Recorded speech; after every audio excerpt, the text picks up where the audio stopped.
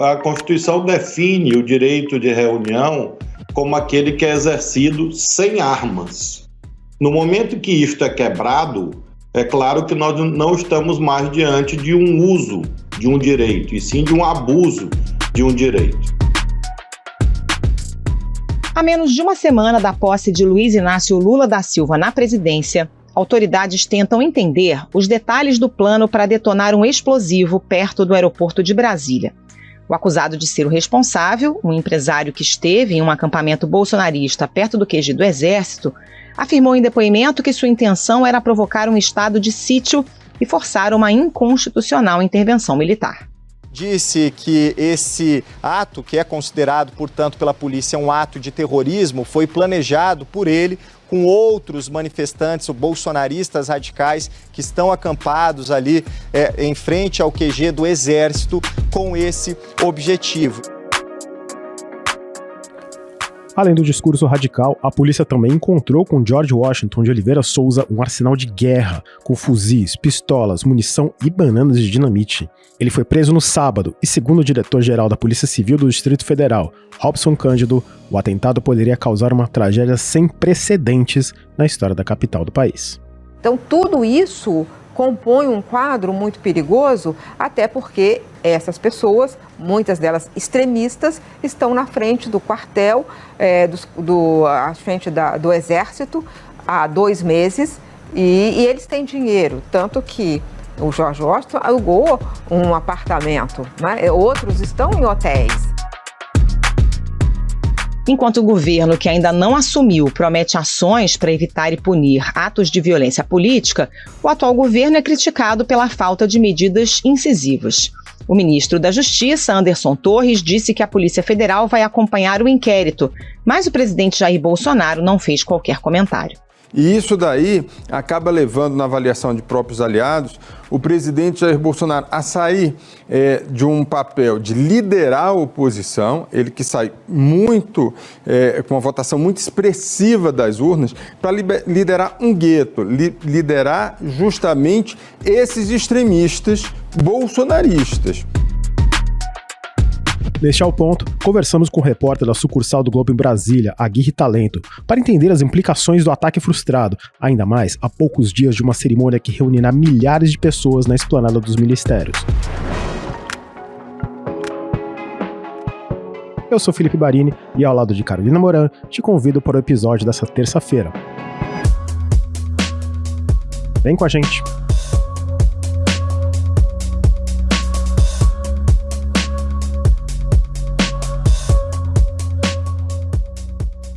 Aguirre Talento, o que já se sabe sobre essa pessoa que planejou o atentado na área do aeroporto de Brasília? Quem é o George Washington de Oliveira Souza?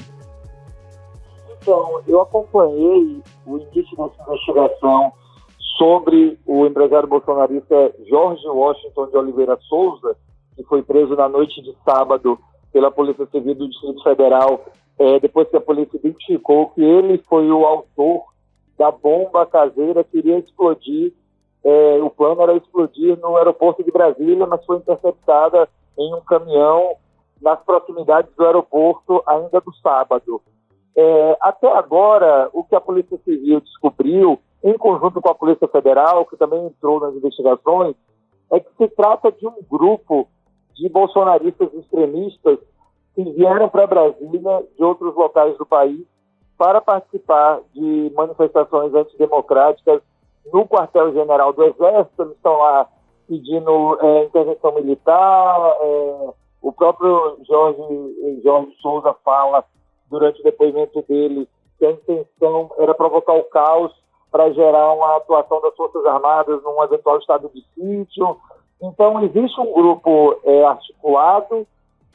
Jorge Souza tinha muitas armas, muitos armamentos no endereço onde ele foi preso, aqui em Brasília. Junto com ele foi apreendido um verdadeiro arsenal, um fuzil, 2 espingardas, além de revólveres e também pistolas e muita munição, centenas de munições. Agora a suspeita é quem são os outros integrantes do grupo e quem são os iniciadores, porque pelo teor da investigação, pelo grau de organização do grupo, com muitos armamentos, muitos itens de relativo valor. Há uma suspeita de que haja empresários, haja gente por trás que vão ter esse grupo. Já há alguma evidência de quem seriam essas pessoas que participaram? Se alguma delas já foi identificada? Então, as investigações, nesse grau em que elas estão, as autoridades mantêm essas informações mais sigilosas, justamente para evitar que essas pessoas fujam, que essas pessoas tentem se esconder e impedir um eventual cumprimento de buscas, prisões. Há alguma suspeita sobre personagens que estavam no acampamento, que estavam no ato antidemocrático, mas a partir dos elementos colhidos nas buscas na residência do Jorge Souza, o celular dele foi apreendido, anotações. A partir disso, os investigadores vão começar a traçar também um caminho para descobrir se há uma fonte ou várias fontes de financiamento apoiando o grupo.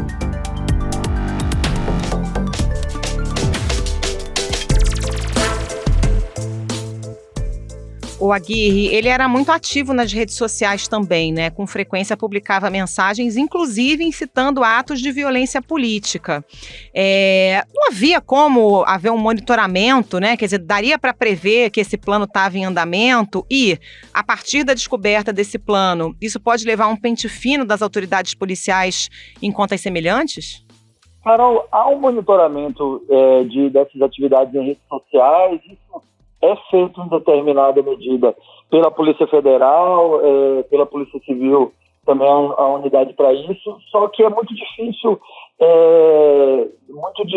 saber se mensagens de determinado teor nas redes sociais seriam um indicativo de que a pessoa realmente tem a intenção de praticar um ato violento na prática, né? Não era possível concluir a partir desse teor de publicações, de redes sociais, que automaticamente ele teria um arsenal tão grande de armamentos, que teria um plano para explodir locais em Brasília, a partir disso gerar o caos na cidade. Mas claro que é feito um monitoramento e muitas vezes a polícia acaba agindo de forma preventiva, prendendo ou estabelecendo alguma medida mais extensiva a essas pessoas. Só que, nesse caso, isso não foi possível de ser feito com antecedência. Aguirre, como você falou, ele tinha um arsenal em casa, fuzil, munição e mais explosivo. Como que ele teve acesso a tudo isso? Então, ele próprio relata no seu depoimento que ele tirou uma licença de CAC, que é uma modalidade específica para pessoas que praticam tiro de forma esportiva e que é muito incentivada pelo entorno do presidente Jair Bolsonaro, pelo seu governo, e a partir dessa licença ele tem uma autorização legal para comprar armamentos. Há um limite de quantas armas o CAC pode comprar. Esse limite foi aumentado durante os diversos decretos que o governo Bolsonaro publicou, mas ele não tinha a autorização para transportar esse armamento. Eles só poderiam ficar na residência dele, que é no Pará, ele é do Pará. Então, a partir do momento que ele pegou todas essas armas e levou para Brasília, ele já estava irregular. Tanto que um dos crimes que ele está sendo investigado é justamente pela posse ilegal de armas, já que ele não tinha nenhuma autorização para estar com essas armas aqui em Brasília. Também há indícios de que o grupo tinha planos de adquirir mais armamentos, de aumentar o seu poder de fogo, justamente com vistas a tentar outros atos violentos, até mesmo, talvez, no dia da posse do presidente eleito. E a licença de CAC não prevê acesso a explosivo, né, Aguirre? Aí é uma outra coisa, ele em tese, também não poderia portar esse tipo de explosivo, né? Exatamente, ele não poderia, foi uma outra pessoa que conseguiu o material para ele montar o explosivo. Esse explosivo foi montado pelo próprio George, mas de fato ele teve acesso a materiais que ele não poderia, no caso desses explosivos. E qual foi a reação das autoridades? A gente viu muita Polícia Civil do Distrito Federal agindo e o futuro ministro da Justiça, Flávio Dino, também. Qual tem sido o tom geral das autoridades ou o não tom das autoridades no caso de integrantes do governo Bolsonaro?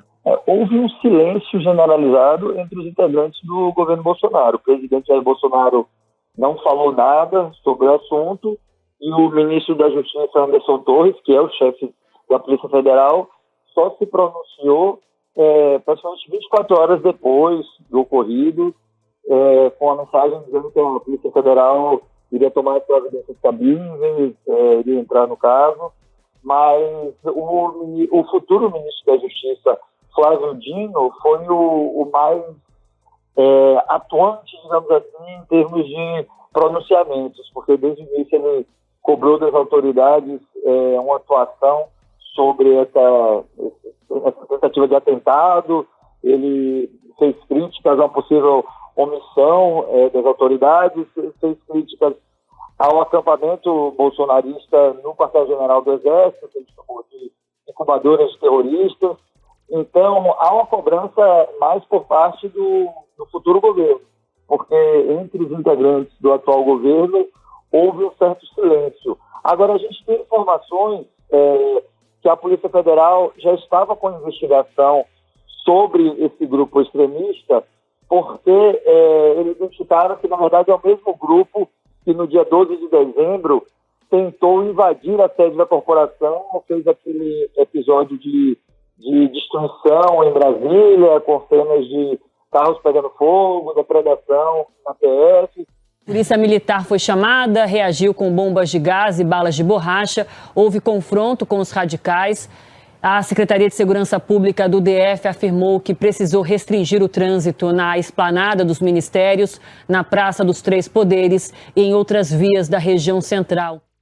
Então, havia uma atuação, sim, claro que de maneira sigilosa, e uma troca de informações entre a Polícia Federal e a Polícia Civil do Distrito Federal. Foi até por isso, como eles já estavam de olho nesses bolsonaristas, nesses manifestantes, foi mais fácil e mais rápido para a Polícia Civil localizar o responsável pelo explosivo e efetuar a prisão do Jorge Souza ainda na noite de sábado, porque ele mesmo disse que planejava sair de Brasília no domingo, então se demorasse um pouco mais para efetuar essa prisão, seria mais difícil de encontrá-lo.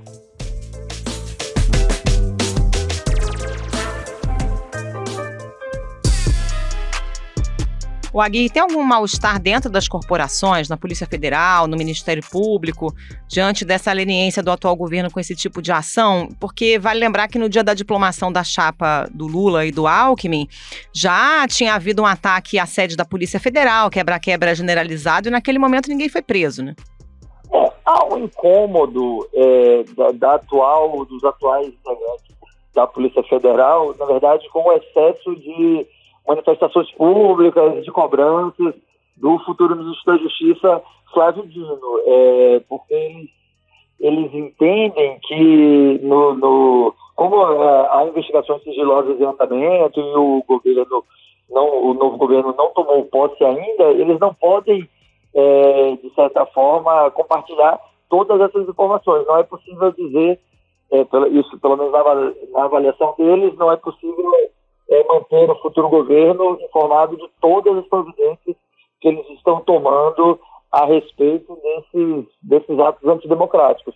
Agora, é claro que a maior parte das investigações sobre esses atos tem partido justamente do ministro do Supremo Tribunal Federal, Alexandre de Moraes, que desde a proximidade da eleição, quando houve aqueles bloqueios em rodovias, quando começaram a haver manifestações contra o resultado da eleição, o ministro Alexandre de Moraes determinou desobstrução de rodovias, enquadrou, de certa forma, a Polícia Rodoviária Federal e também determinou diversas medidas de investigação, determinou a prisão de alguns bolsonaristas que estavam, de certa forma, ameaçando ou tentando tramar também algum ato violento para o dia da posse do presidente eleito ou para outros eventos. Então, de certa forma, a própria gestão do futuro governo da Polícia Federal começa já a fazer alguns pedidos para que o ministro Alexandre de Moraes determine a prisão de determinados manifestantes, justamente porque eles acham que há uma certa omissão da atual gestão, o que os delegados, os policiais que estão à frente desses casos, de certa forma, negam. E entre as Forças Armadas, que afinal os bolsonaristas, muitos deles, estão acampados na frente de quartéis, inclusive do quartel-general em Brasília. Teve alguma mudança dentro do comando das Forças Armadas depois dessa revelação de que um atentado quase aconteceu no terceiro maior aeroporto do país? Desde o início, essa presença de manifestantes no quartel-general do Exército em Brasília incomodou muitas autoridades em Brasília, os ministros do Supremo Tribunal Federal, parlamentares, integrantes do governo eleito, porque, de certa forma, é uma manifestação que pede a intervenção das Forças Armadas, dos poderes, que pede a não aceitação do resultado da eleição. E todos esses atos são inconstitucionais. Não há nenhuma previsão na nossa Constituição de respeito ao resultado das eleições e de intervenção das Forças Armadas em qualquer outro poder. Mas como ali é uma região do Exército, uma área muito ligada ao quartel-general do Exército, o que foi feito a pedido, até por determinação do ministro Alexandre de Moraes e do governo do DF, foi deixar as vias desobstruídas. Ele determinou que sejam tomadas pela Polícia Rodoviária Federal e pelas respectivas polícias militares estaduais a imediata desobstrução de todas as vias públicas que ilicitamente estejam com seu trânsito interrompido.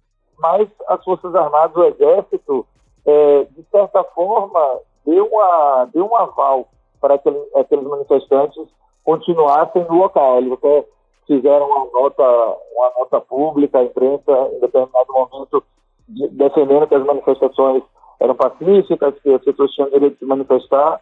Só que, a partir do momento em que começam a ocorrer esses atos violentos, e inclusive uma tentativa de explosão, e isso está diretamente vinculado ao acampamento de manifestantes, começa a haver uma pressão maior para que o Exército realmente atue para desobstruir, atue para convencer os manifestantes a não ficar mais naquele local. Mas como esse fato é muito recente, ainda não houve uma mobilização efetiva nesse sentido. Então vamos ter que esperar ao longo dessa semana. Há informações de bastidores que o Exército iria atuar para, durante essa semana, o acampamento fosse esvaziado. Só que, por outro lado, nas redes sociais, nos grupos bolsonaristas, existem diversas convocações para que os apoiadores do presidente Jair Bolsonaro venham para Brasília, venham participar de manifestações por causa da proximidade da posse. Então, não saberemos ainda qual vai ser o resultado prático disso. Pois é, em que medida esse cenário preocupa os organizadores da posse de Lula? Porque, por tradição, o que acontece é um desfile em carro aberto, com muita gente, né? Uma multidão está sendo esperada em Brasília. Como garantir a segurança do presidente eleito? Há uma preocupação, sim, da equipe de segurança do presidente eleito, que é comandada por um delegado de Polícia Federal, o delegado André Rodrigues, que vai ser o futuro diretor-geral da Polícia Federal, pela segurança do presidente nesse evento. E uma das recomendações que a equipe de segurança fez foi não desfilar em carro aberto. A intenção é que ele desfile até em um carro blindado para justamente evitar qualquer tipo de risco. Até o momento, a Polícia Federal, que é responsável por organizar esse esquema de segurança da posse, não fez nenhuma alteração no protocolo previsto. Hoje, nesse momento que a gente está conversando, o posicionamento da PF é manter tudo que estava planejado, incluindo o desfile carro aberto, e ao entorno do presidente eleito, que que defende o desfile em carro aberto pelo simbolismo, né, por demonstrar uma proximidade maior com a população que vai estar lá. Realmente, esses últimos fatos, de certa forma, geraram um clima de medo e de insegurança com o evento da posse. Então, até o final dessa semana, deve ser definido algum esquema de reforço na segurança, algum detalhe adicional para coibir a possibilidade de uma tentativa de algum atentado no evento.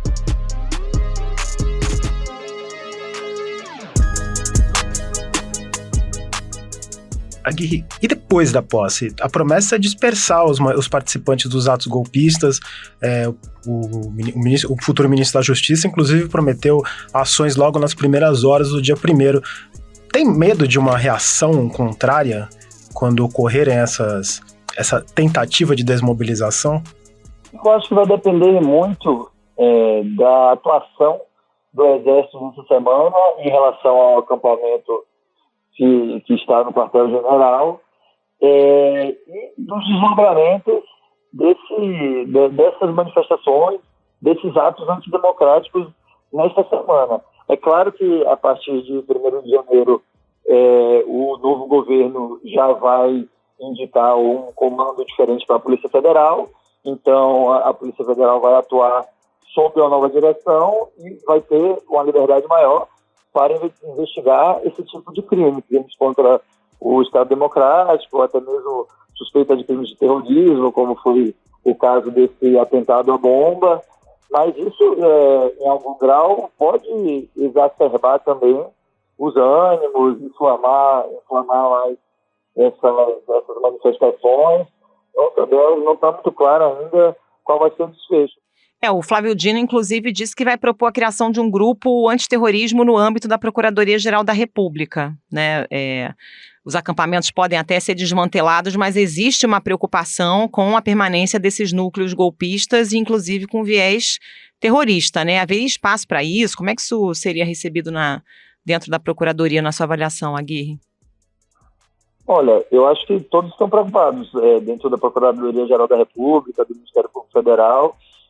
Todos estão preocupados realmente com a forma como as coisas se desenrolaram, porque eu estou em Brasília há quase 10 anos e realmente não me recordo de uma tentativa de atentado com a bomba em um nível desses no aeroporto, com o objetivo de provocar um caos generalizado na cidade.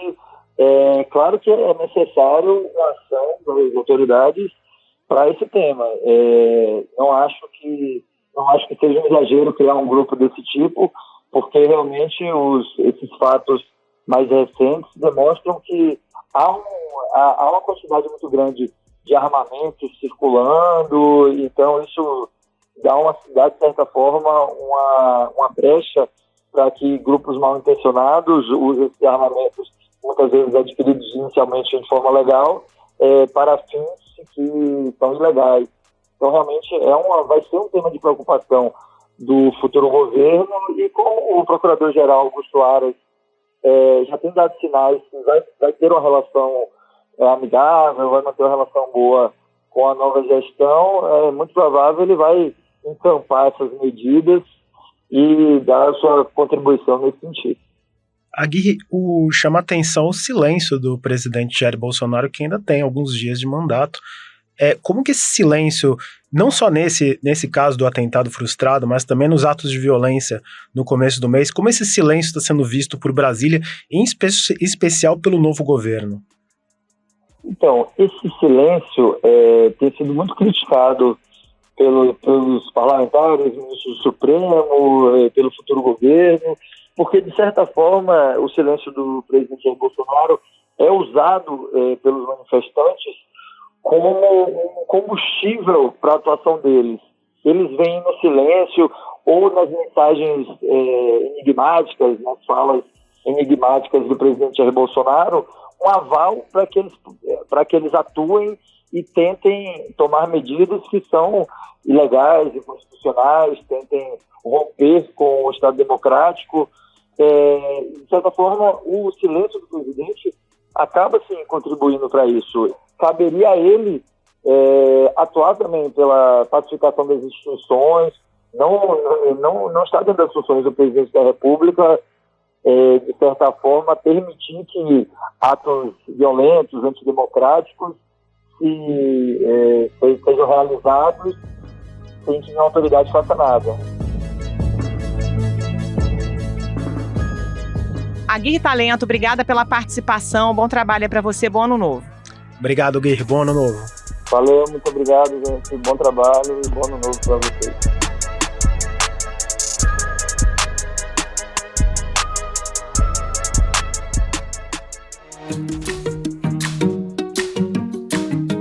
Esse foi o Ao Ponto de hoje, o podcast diário da redação do Globo. Nessa conversa a gente conta com a participação de toda a equipe do jornal, as mesmas pessoas que levam até você informação e análise de qualidade todos os dias.